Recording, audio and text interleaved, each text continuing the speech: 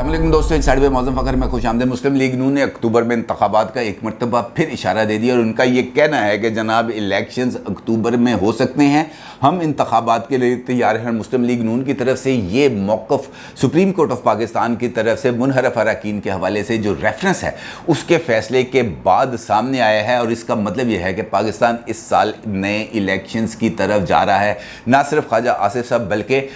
जो हुकूमती इत्तेहाद के एक और अहम रुकन हैं मौलाना फजलुर रहमान साहब, उनकी तरफ से भी कुछ ऐसी मिली जुली बातें आई हैं। अलबत्ता उन्होंने इलेक्शंस को मशरूत कर दिया है इंतखाबी इस्लाहात के साथ और वो उनका ये कहना है कि इंतखाबी इस्लाहात के बाद ही मुल्क में इलेक्शंस होने चाहिए, क्योंकि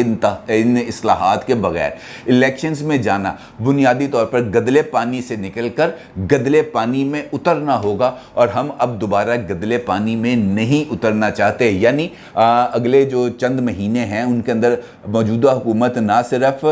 इंतखाबी इस्लाहात करेगी, नैब कवानीन में तब्दीली करेगी, बल्कि बजट पेश करने के बाद अगस्त के अंदर यानी लास्ट वीक ऑफ अगस्त के अंदर वो असम्बलियाँ तहलील करेंगे और उसके नतीजे में लास्ट वीक ऑफ अक्टूबर के अंदर इलेक्शंस इस मुल्क में हो जाएंगे। अलबत्ता ख्वाजा आसिफ साहब की तरफ से ये बात कही गई है कि बाकी जो हमारी जमातें हैं वो ये चाहती हैं कि मौजूदा हुकूमत अपनी मुद्दत पूरी करे, यानी अगले इंतखाबात जो हैं वो अगस्त में हों। अलबत्ता मुस्लिम लीग नून की ये ख्वाहिश है कि इसी साल इंतखाबात हों और वो अगस्त में हों। अब जहाँ तक जो इस वक्त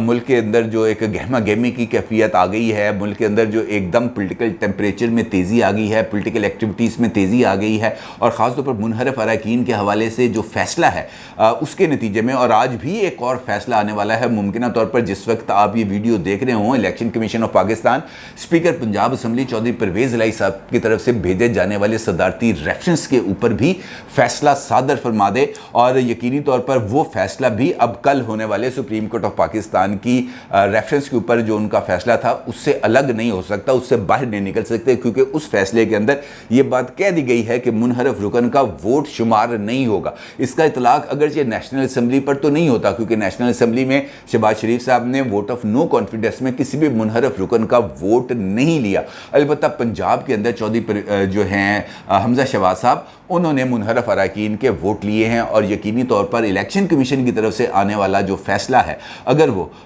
डी सीट कर देते हैं पंजाब के तमाम मुनहरफ अरकान को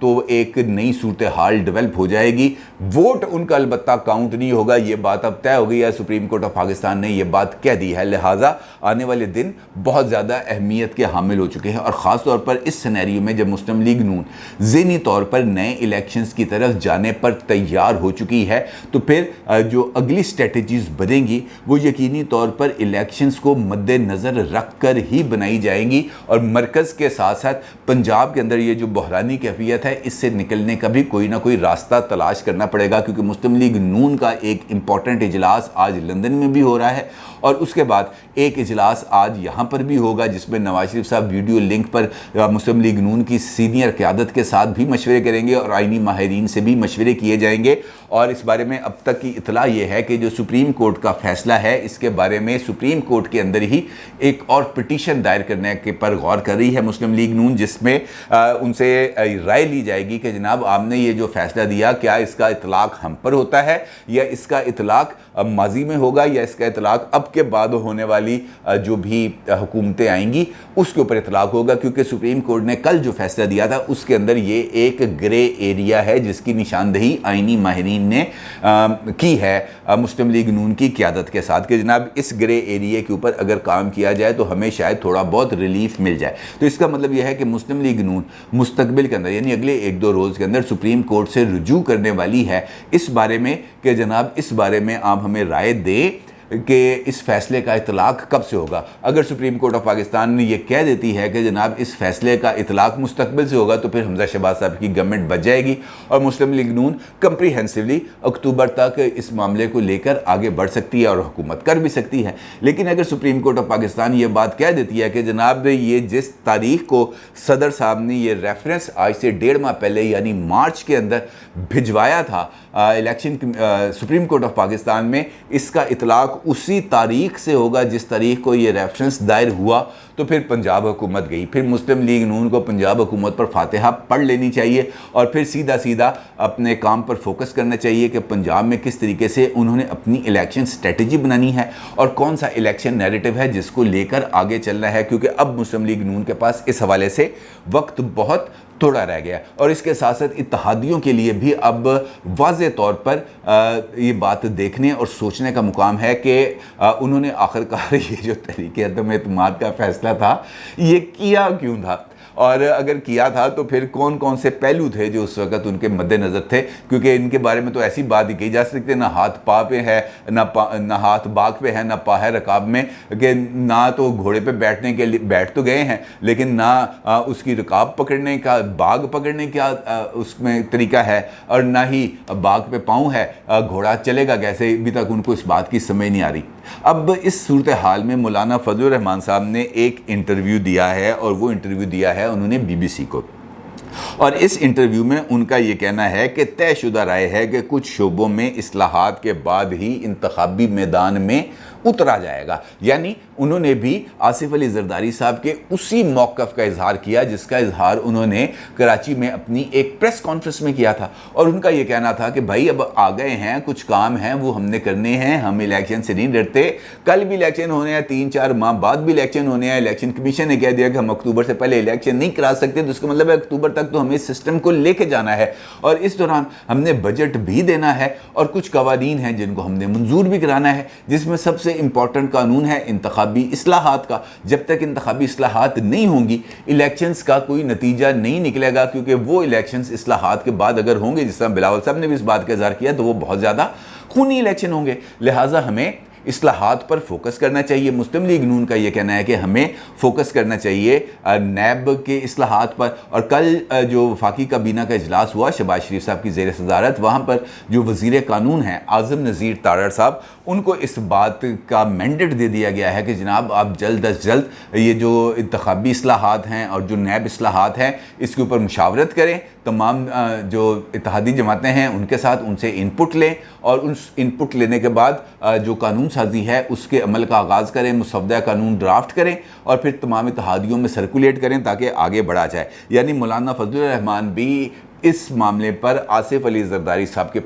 के साथ सेम पेज पे हैं कि इस्लाहात के बग़ैर इंतखाबात में उतरना बेमानी होगा, और उसके लिए उन्होंने जो लफ्ज़ इस्तेमाल किया वो ये था कि गदले पानी से निकल कर हम दोबारा गदले पानी में नहीं जा सकते, लिहाजा हमें गदले पानी से अगर निकल के साफ़ पानी में जाएं तो ये हमारे लिए बेहतर है। साथ मौलाना साहब ने कहा कि इस वक्त मुल्क का सबसे बड़ा जो मसला है वो है तबाह हाल मीशत को बहाल करना। बात उनकी ठीक है कि मीशत की बहाली इस वक्त अवलीन तरजीहात में शामिल होनी चाहिए, लेकिन मौजूदा हालात जिस नेच पर पहुँच चुके हैं वहाँ से इंतखाबी इस्लाहात और बाकी मामलात को देखने के बाद मीशत के हवाले से फौरी तौर पर फ़ैसले करना मुझे इसके इम्कानात कम नज़र आ रहे हैं, क्योंकि ये जो सख्त फ़ैसले करने हैं इसका यकीनी तौर पर जो बैकलैश आएगा वो आएगा लोगों के ऊपर। लोगों की ज़िंदगी और ज़्यादा मुश्किल है, ऑलरेडी मुश्किलात का शिकार हैं और ज़्यादा मुश्किल हो जाएंगी। जब वो मुश्किल हो जाएंगी तो फिर हुकूमत के लिए इस कारकर्दगी के साथ वोटों के लिए अक्टूबर में जाना वो उनके लिए बहुत ही ज़्यादा मुश्किल हो जाएगा, और मेरा नहीं ख्याल कि हुकूमत इस तरह का कोई कड़वा घूंट पीने जा रही है। हाँ, अलबत्ता वो ये ज़रूर कोशिश करेंगे कि IMF के साथ जिस तरह आज दोहा के अंदर मुज़ाकरात होने हैं, IMF को इंगेज करके उनको सूरत हाल से आगाह करके उनको ये बता के कि जनाब इस वक्त ये कंडीशंस हैं, हम इस वक्त बहुत ही ज़्यादा टफ़ कंडीशंस में गुजर रहे हैं, पॉलिटिकल हालात हमें इस बात की इजाज़त नहीं दे रहे कि हम फौरी तौर पर ये वाले मामलात करें। बेहतर यह है कि आप हमें साल 6 महीने का टाइम दें, अगली हुकूमत आएगी, या अगर हमने ही कंटिन्यू करना है तो उसके बाद बजट के बाद हम इस पर आहिस्ता आहिस्ता इस पर अमल दरामद कर सकेंगे। फौरी तौर पर अगर हमें 40-50 रुपए पेट्रोलियम प्राइसेस बढ़ानी पड़ेंगी तो वो तो लोग मर जाएंगे। अब इस बारे में IMF के साथ क्या बात होती है, किस तरीके से उनको मुतमईन किया जाता है, ये अब उस मुज़ाकरात के नतीजे से ही पता चलेगा। अलबत्ता IMF से मुज़ाकरात से पहले ऐसा होना या उन IMF को कायल किए बगैर कुछ फैसला करना मुझे नहीं लगता कि मौजूदा हुकूमत की अभी तरजीहात में शामिल है। मुस्तकबिल मुझे तो इसके बारे में कुछ नहीं कहा जा सकता। मौलाना फजलुर रहमान के इस इंटरव्यू में जो दूसरा नुकता था वो भी बहुत ज़्यादा इंपॉर्टेंस का हामिल था, और वो था चीफ ऑफ आर्मी स्टाफ की तकर्री के हवाले से। मौलाना फजलुर रहमान साहब का ये कहना था कि नए चीफ़ की तकर्री या मौजूदा चीफ़ की तौसी के हवाले से जो गुफ्तगू है उसको अवामी सतह पर नहीं करना चाहिए, इसको सियासी इज्तिमात का मौजू नहीं बनाना चाहिए। फ़ौज का अपना निज़ाम है जिसमें इसके सरबराह को एक मुकाम हासिल होता है, हुकूमत की मर्ज़ी होती है, वो किसी की तकर्री करती है या मज़ीद मुद्दत देती है। कौम को संजीदगी से गौर करना होगा कि आर्मी चीफ़ की तकर्री को सियासी जलसों में ज़ेरे बहस नहीं लाना चाहिए। अलबत्ता उन्होंने इमरान खान साहब पर इल्ज़ाम लगाया। उन्होंने इमरान खान साहब पर इल्ज़ाम ये लगाया कि वो इस्टेब्लिशमेंट को तकसीम करने की कोशिश कर रहे हैं, और इसके मुताबिक अगर वो कामयाब हो जाते हैं तो इसका बहुत ही बुरे असरात होंगे। मौलाना फजलुर रहमान ने कहा कि उनकी राय में सिविलियन इदारों में कोई तकसीम आ जाए तो उस मामले का अजाला किया जा सकता है, उस तफरीक को ख़त्म किया जा सकता है, किसी भी तरीके से लोगों को एक टेबल पर बिठाकर मामला तय कराए जा सकते हैं। लेकिन अगर इस्टेब्लिशमेंट या फ़ौज जैसे इदारे के अंदर किसी किस्म की कोई तकसीम आ जाए तो फिर उसका उस कमज़ोरी का, उस ज़ोफ़ का जो निशाना है वो पूरे मुल्क को बनना पड़ता है, क्योंकि किसी भी कोताही का नतीजा कौमी सलामती को किसी न किसी लेवल पर कॉम्प्रोमाइज़ करके अदा करना पड़ता है। लिहाजा अगर कौमी सलामती के इदारों को आपस में लड़ा दिया जाए तो पूरा मुल्क इसकी कीमत अदा करता है। और साथ उनका ये कहना था कि इमरान खान जो साजिश का इल्ज़ाम लगाते हैं वो साजिश उनके खिलाफ किसने करनी है, वो तो खुद एक साजिश के नतीजे में ही इक़्तिदार में है। बल्कि मौलाना साहब ने मिसाल दी, उन्होंने कहा मैं आज से थोड़ी कह रहा हूँ, मैं तो उस वक्त से कह रहा हूँ, ये बात जब इमरान खान ताज़ा आया था, मैं तो उस वक्त ये कह रहा हूँ कि इमरान खान का लाया जाना, उसको बतौर पॉलिटिशियन इंट्रोड्यूस करना, उसको बतौर पॉलिटिशियन आगे बढ़ाने में सपोर्ट फराहम करना, ये सारा कुछ एक गैर मुल्की साजिश का ही नतीजा था। और जब इमरान खान को मसनद इक़्तिदार पर बिठाया गया तो वो भी तो साजिश थी। तो अगर वो साजिश थी तो उनको इक़्तिदार से हटाए जाना कैसे साजिश हो सकता है। लिहाजा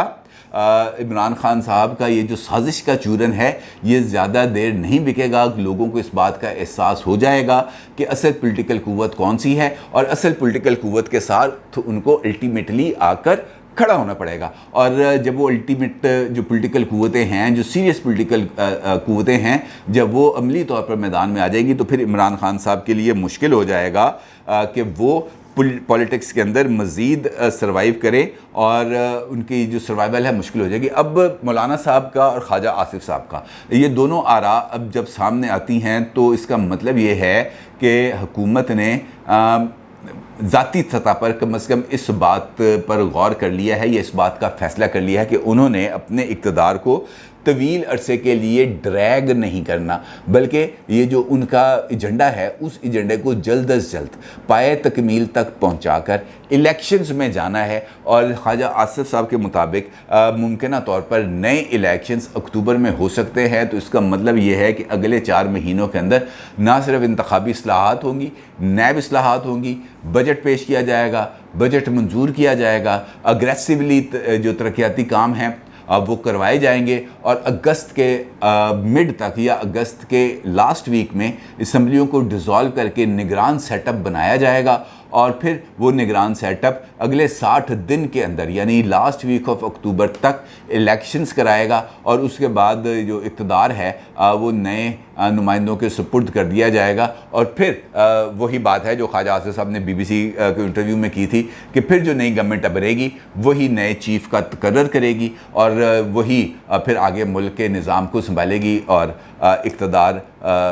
हासिल करने के बाद, मैंडेट लेने के बाद मईशत के बारे में मुश्किल फ़ैसले करेगी। उस वक्त तक मईशत के बारे में किसी किस्म के कोई मुश्किल फ़ैसले नहीं लिए जा रहे। अपनी राय का ज़रूर इज़हार कीजिएगा। आपका बहुत शुक्रिया। अल्लाह हाफ़िज़।